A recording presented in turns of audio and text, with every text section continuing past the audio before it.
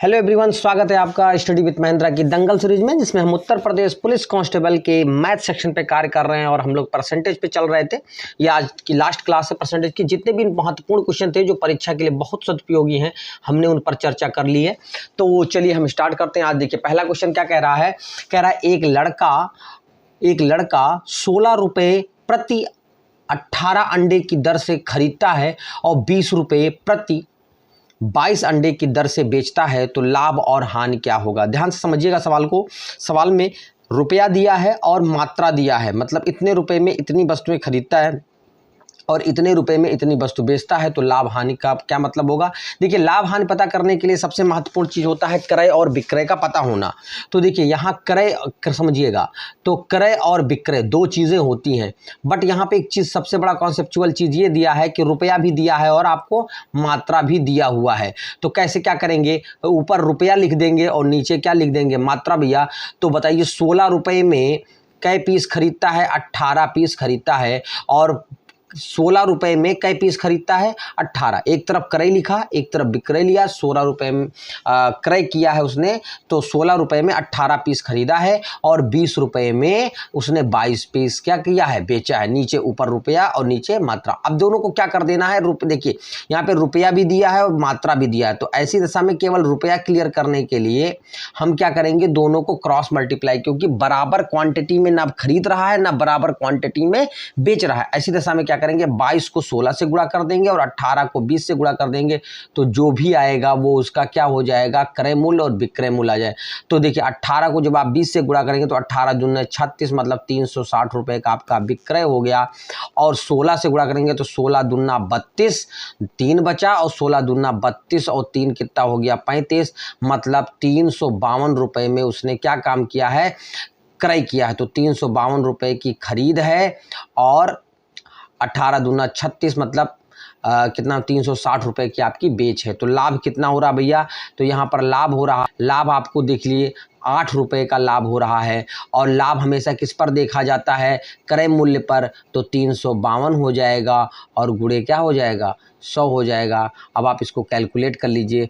4 से कटेगा, 4 दूनी 8 और 4 से काटेंगे 4 8 32 और आपका 3 बच गया, फिर 4 8 32। फिर आप इसको देखिए, आप इसको 2 से काटेंगे तो 2 से 44 हो जाएगा। फिर आप 4 से काटेंगे तो 4 से 25 मरतबा जाएगा और 4 से कितने मरतबा जाएगा, 11। तो इसका मतलब ओवरऑल आ गया 25/11 क्या आ गया, परसेंट। और 25/11% क्या आ रहा है, आपको लाभ आ रहा है।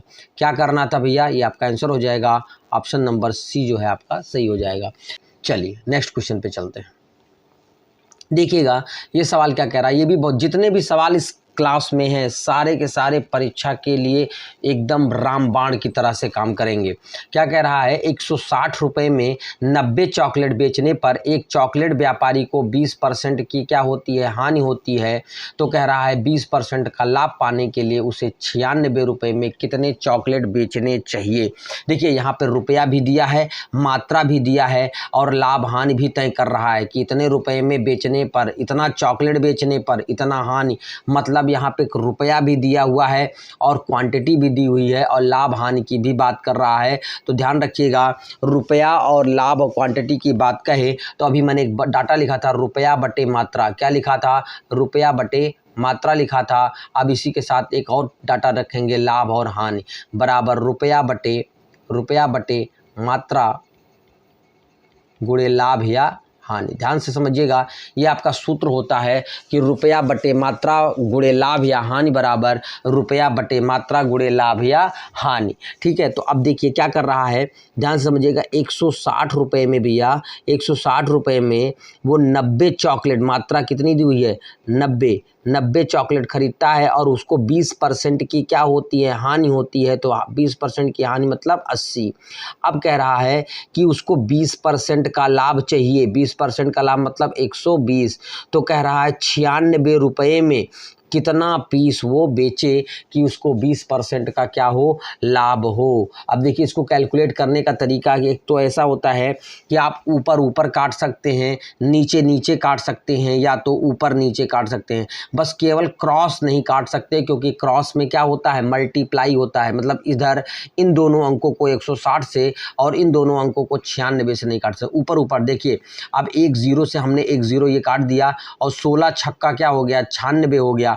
अब देखिए नीचे से एक जीरो कट गया और ये 6 दूनी क्या कट गया, 12 हो गया। अब 2 से ये देखिए कितना कट गया, 2 चौको 8, तो यहाँ बचा 9 और यहाँ बचा 4 और इधर क्या बचा है, यक्स, तो यक्स बराबर 9 चौक 36 हो जाएगा। तो इसका मतलब वो कितनी वस्तुएं, कितने चॉकलेट खरीद रहा है, 36 चॉकलेट बेच रहा है, तो उसको क्या हो रहा है, 20% का लाभ हो रहा है। तो कभी भी रुपया, मात्रा और लाभ हानि दिया हो और रुपया, मात्रा, लाभ हानि की बात करें तो ध्यान रखिएगा सूत्र रुपया बटे मात्रा गुणे लाभ या हानि बराबर रुपया बटे मात्रा गुणे लाभ या हानि। और हमने आपसे बताया था कि लाभ और हानि को हमेशा, लाभ है तो 100 प्लस में और हानि है तो 100 माइनस में लेकर के चलते हैं।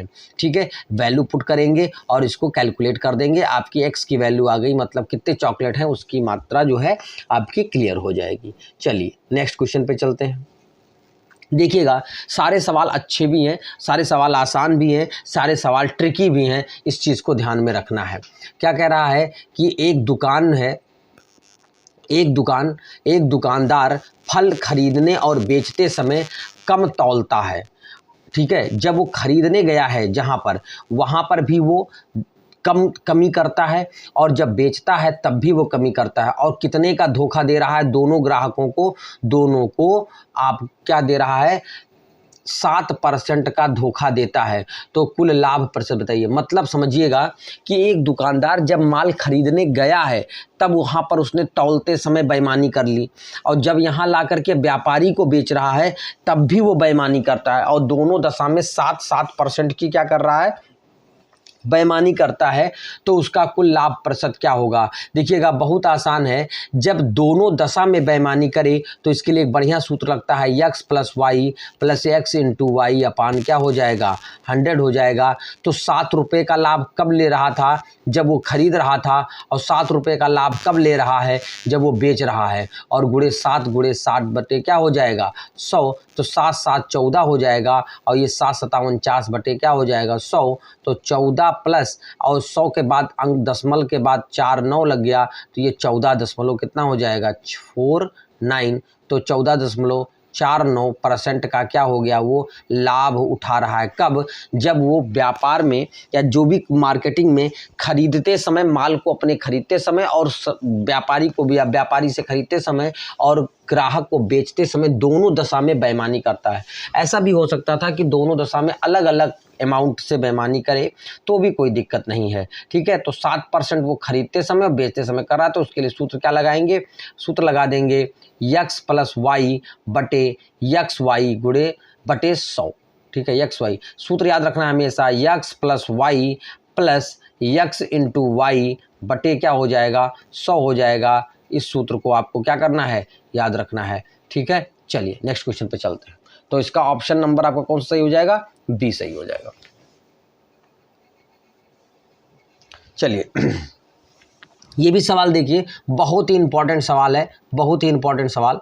क्या कह रहा है कि 33 मीटर कपड़े को बेचने पर हुआ लाभ प्रतिशत ज्ञात कीजिए यदि इस बिक्री में हुआ लाभ 11 मीटर कपड़े के विक्रय मूल्य के बराबर है। अब देखिए 11 मीटर कपड़ा बेचता है तो 33 मीटर कपड़ा बेचता है, 33 मीटर बेचता है तो 11 मीटर विक्रय का क्या पाता है, विक्रय का लाभ पाता है, लाभ पाता है। समझिएगा, जब वह 33 मीटर कपड़ा बेचता है तो 11 मीटर विक्रय का क्या पाता है, लाभ। अच्छा, बेच कितना रहा है, 33 मीटर, और 11 मीटर का लाभ पा रहा है। इसका मतलब सामान 22 का था, विक्रय कितना है आपका 33, लाभ कितना है, लाभ आपका कितना है, लाभ आपका 11 है। तो भैया 33 का अगर विक्रय है, 11 का लाभ है, तो क्रय मूल्य कितना हो जाएगा, क्रय कितना हो जाएगा भाई, विक्रय 11 लाभ ही पा 11 बेचने पर, इसका मतलब 22 का सामान था, 11 का लाभ पाया है, तो इसका मतलब सामान कितने में बिका था, 33 में बिका था। तो आपका ध्यान रखना है लाभ प्रतिशत बराबर कितना हो जाएगा, तो लाभ प्रतिशत बराबर कैसे पता करेंगे, लाभ कितना हो रहा है 11 का, और नीचे हमेशा किसको लिखते हैं, क्रय मूल्य को, और गुणे क्या कर देते हैं 100, तो 11 दूना 22 और 2 से काट देंगे 50, तो व्यक्ति को 50% का क्या हो गया है, लाभ हो गया है। अच्छा, तो ध्यान रखिए लाभ की दशा में आपको क्या करना है, घटा लेना है 33 में से 11, और हानि की दशा में 33 में 11 क्या करना होता, आपको जोड़ देना होता। ठीक है, चलिए नेक्स्ट क्वेश्चन पे चलते हैं। क्या कह रहा है भैया, कह रहा है कि रवि ने 2 साइकिल समान मूल्य पर बेची है। रवि ने 2 साइकिल जो है एक ही मूल्य पर बेची है, एक साइकिल पर उसे 20% का लाभ और दूसरे पर 20% की हानि होती है। इसी सवाल में ही समझ जाना है भैया कि अगर समान मूल्य पर वस्तु बेची जाए, समान मूल्य पर दो वस्तु समान मूल्य पर 2 वस्तु बेचें, समान मूल्य पर 2 वस्तु बेचें, एक पर X% का लाभ और दूसरे पर X% की क्या हो, की हानि हो। ध्यान समझिएगा, समान मूल्य पर वस्तु बेची जा रही है, एक पर X% का लाभ हो रहा है और दूसरे पर X% की हानि होती है। ऐसी दशा में सदैव क्या होता है, सदैव हानि ही होती है, और हानि प्रतिशत कितना होता है, हमेशा x²/100 होता है। सवाल को फिर से समझिएगा, सवाल में सीधा स्पष्ट लिखा है कि रवि 2 साइकिल को समान मूल्य पर बेचता है, मतलब विक्रय मूल्य क्या हुआ है आपका, समान है, एक पर 20% का लाभ है, दूसरे पर 20% की हानि है, मतलब दोनों की जो न्यूमेरिकल वैल्यू सेम है, एक पे लाभ है और एक पर हानि है। ऐसी दशा में भाईजान हमेशा ध्यान रखिए कि ऐसी दशा में कि हमेशा क्या होती है, सदैव हानि होती है, और हानि प्रतिशत क्या होता है, x²/100। तो x² मतलब 20 का स्क्वायर बटा 100 हो जाएगा, और 20 का स्क्वायर मतलब 400/100, तो 2 जीरो इसके कैंसिल आउट हो जाएंगे, तो 4% का क्या निकल के आ जाएगा, 4% की आपको क्या निकल के आ जाएगी, हानि। 4% की क्या निकल के आ जाएगी, हानि निकल के आ जाएगी। ध्यान रखना है, बहुत बेसिक सा सवाल है, बहुत ही कॉन्सेप्चुअल सवाल है। इसमें जितने सवाल हैं सब कॉन्सेप्ट पे हैं, बहुत आसान मेथड के हैं, परीक्षा में 100% फंसने वाले सवाल हैं। एक सवाल ये लेके जाएगा ये क्लास। चलिए नेक्स्ट क्वेश्चन क्या कह रहा है, चलिए देखिए क्या कह रहा है कि 1000 रुपये की क्रय मूल्य वाली एक वस्तु को 5% हानि पर बेचा जाता है, और प्राप्त धन से खरीदी गई एक अन्य वस्तु को 5% लाभ पर बेचा जाता है, तो इससे कितना हानि या लाभ होगा। अब देखिए यहाँ प्रतिशत में भी ऑप्शन है और रुपए में भी ऑप्शन है, तो अब दोनों बातों को देखना है कि कौन सा कंडीशन यहाँ पे फॉलो होगा। अब भैया देखिए सवाल को थोड़ा बहुत बारीकी से पकड़ना है। अगर 1000 रुपये की वस्तु है और अगर उस पर 5% की हानि हो रही है, तो कितना हो जाएगा, 95/100। फिर उसके बाद ये जो धन प्राप्त हुआ है भैया, इस पर दोबारा 5% का क्या लेता है, लाभ लेता है, तो 105/100। हमने कहा था हानि को 100 में घटाकर और लाभ को 100 में जोड़कर करते हैं। अब देखिए इसके 3 जीरो कैंसिल हो जाएंगे, 1 2 3 जीरो कैंसिल हो गए। अब आप देखिए क्या करना है, 5 से काट देंगे तो 19 5 95 और 19 दुना हो जाएगा, सॉरी 5 से कटेगा तो 19 5 95 और 5 दूनी 10। अब 19 को 109 से 105 से गुणा करेंगे तो 19 को 105 से, तो 19 5 95 और 19 से कम 19, ये हो गया। और नीचे कितना है, 2 से, तो 2 से भाग करेंगे तो 2 9 18 1 बचा, 2 9 18 1 बचा, 2 7 14 1 बचा, दशमलव गया 2 पंचे 10, मतलब 1000 रुपये की जो वस्तु थी वो कितनी हो गई, 997.5 रुपये की हो गई है भैया।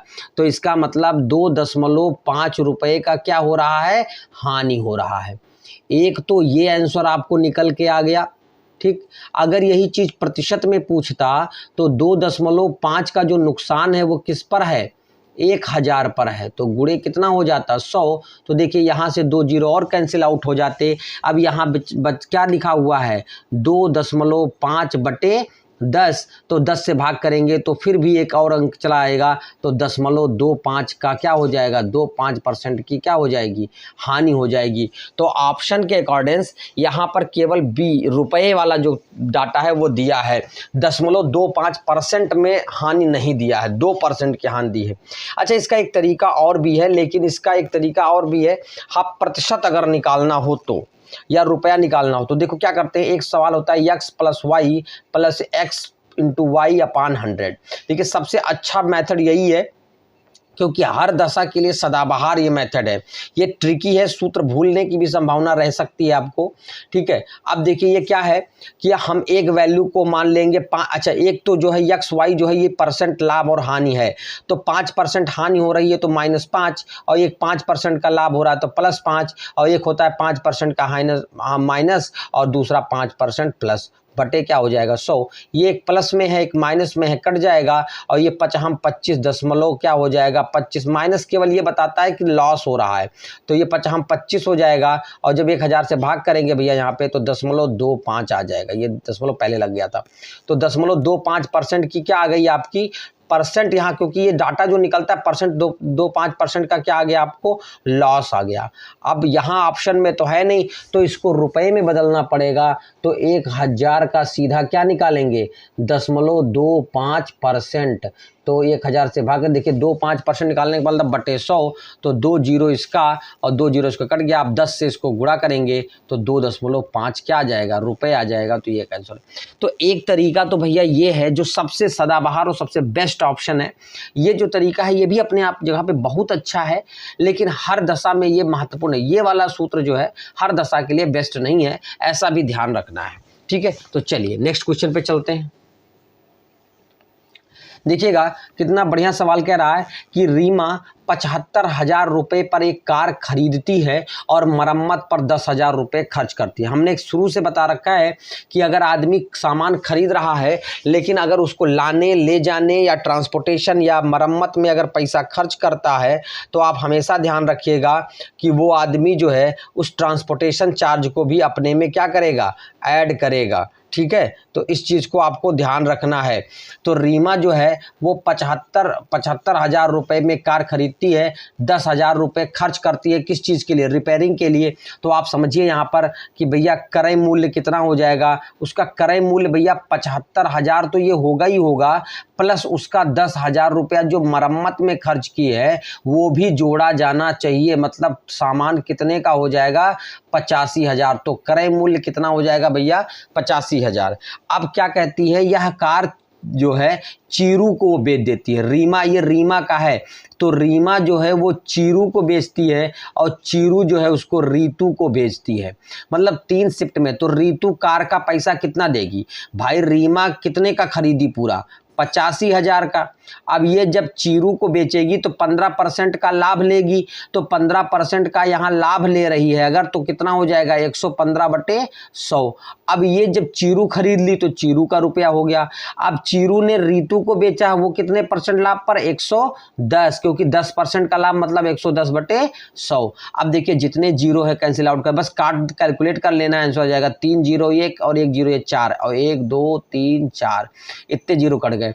अब यहाँ बचा 85 गुणे 115 और गुणे 11, तो गुणा कर लीजिए भैया कितना आ जाएगा, इसका पूरा आंसर आपका आ जाएगा 85 को गुणा करेंगे तो आ जाएगा 1000 और 07525, इतना आ जाएगा आपका, ठीक है। अच्छा, यूजुअली ऑप्शन कट भी हो जाते हैं, अगर आप देखिए तो ये दोनों ऑप्शन नहीं होंगे, क्यों, क्योंकि 1 पंचे 5 और 50 25, तो यही 2 ऑप्शन आपके सही हो रहे हैं। बट कैलकुलेट करने ऐसे दिशा में अगर एक ऑप्शन आ रहा तो वैसे क्लिक हो जाएगा, अदरवाइज आपको गुणा भी करना पड़ सकता है, ठीक है। बाकी 2 नंबर तक जाएंगे, बट ये आपका ऑप्शन जो सही हो जाएगा, तो ऑप्शन नंबर डी जो है आपका सही हो जाएगा। तो करना क्या था कि 75,000 रुपये की कार थी, 10,000 रुपया मरम्मत में दी, मतलब वो कार कितने की पड़ी उसके लिए 85,000 की। अब वो 85,000 की कार को 15% का प्रॉफिट लेकर के चीरू को, और चीरू जो है 10% का लाभ लेकर के रीतू को बेच देती है। तो मतलब 85,000 पर 115/100 और फिर 110/100 करके कैलकुलेट करेंगे तो आंसर आ जाएगा 10,7,525 मतलब 1,07,525 रुपये। ठीक है, तो ये आपका क्या हो जाएगा, आंसर हो जाएगा ऑप्शन नंबर डी हो जाएगा। चलिए नेक्स्ट क्वेश्चन पे चलते हैं।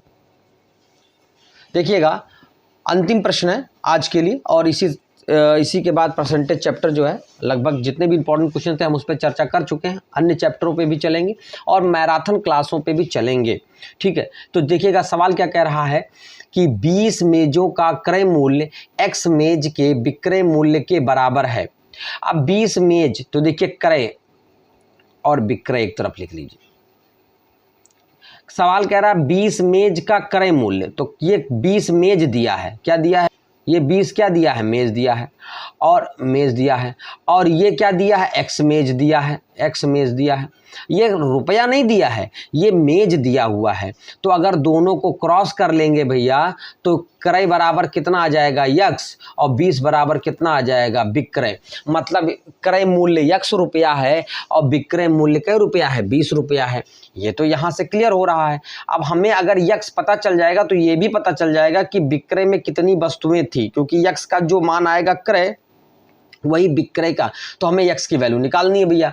अब एक बात बताइए, 25% का यहाँ क्या ले रहा है, लाभ। तो अगर किसी वस्तु का क्रय मूल्य अगर आप माने तो कितना मानते हैं हमेशा, 100, और 100 पे अगर 25% का लाभ लेगा तो विक्रय मूल्य कितनी हो जाएगी, विक्रय मूल्य आपकी भैया हो जाएगी 125। भाई 100 का सामान है, 25 रुपया लाभ लेके बेचेगा तो विक्रय मूल्य कितनी हो जाएगी, 125। यही 125 जो है वो बराबर दिया है विक्रय मूल्य, प्रश्न में दिया, यहाँ देखिए 20 रुपया विक्रय मूल्य दिया है, तो हमसे कह रहा है क्रय मूल्य निकाल दो। तो क्रय मूल्य कितना है, 100 बराबर, तो 20/125 गुणे कितना हो जाएगा, 100, क्योंकि जो पता करना होता है वो गुणे में होता है।